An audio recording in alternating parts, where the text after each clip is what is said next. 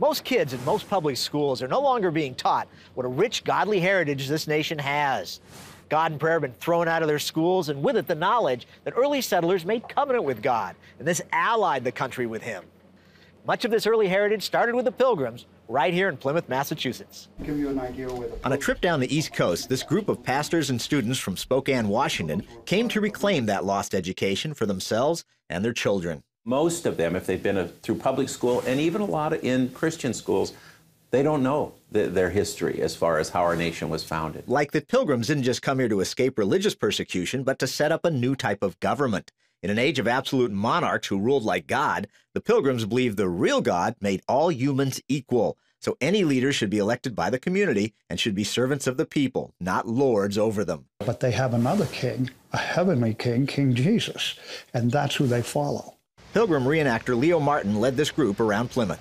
What you're not learning is that we are a Christian nation founded on Christian principles, and we tell that story. We don't tell it only because I'm a Christian. We tell it because it's a fact. Some today are taught Pilgrims were stern control freaks, clamping their religion down on everyone. But they knew God as the God of liberty, who wanted men free in Christ. They understood the only way to stay free was by self-governing, each person following the moral code and virtues laid out in the Bible. We can only have that liberty if we have that self-government. In these and all our actions. That's why almost all early education was about teaching the eternal truths and guidance in the Bible. When they sailed from England, they knew well they could die from the New World's harsh winters or Indian arrows, but they still came.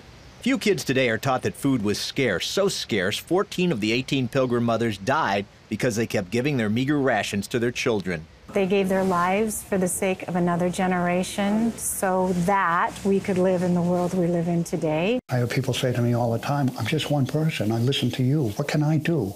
One person can't do anything. 51 people started our country. One person can do something. The Pilgrims weren't colorless and dour, as some teach, because they believed the joy of the Lord was their strength, and they were to be thankful no matter their circumstances. They're famous for Thanksgiving Day, but Martin has a problem identifying that as a specific day. Which one do I pick? The Pilgrims thank God for everything.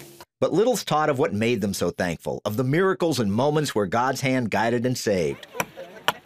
They needed plowed fields their first year because they had no plows. Right where the Pilgrims landed were fields plowed by the Patuxet tribe that had been wiped out in a plague. What's being taught right now is that they stole the land, that they took advantage of the natives. The Indians did not want the land. They would not come back on it because of the plague. Squanto was a friend of nearby Indian chief Massasoit and was declared a special gift from God by the Pilgrims, who testified they couldn't have survived without him. He'd learned English in Europe. He became the interpreter between the Pilgrims and the Indians. That's the only way they could communicate. When the Pilgrims' foreign crops wouldn't grow in Plymouth, Squanto taught them to plant corn and fertilize it with fish from the local river. As Plymouth rain fell on this group of pastors and students, it recalled a drought that struck a couple of years after the Pilgrims landed. They held a very public fast and prayer time till God sent a miraculous rain right over them that saved the crops. That led a local chief to Christ, along with much of his tribe. Incidents and interventions like these are sprinkled throughout America's history, but so little of it is known anymore to the younger generations who desperately need this knowledge if they're to carry the baton into the future so this can remain one nation under God.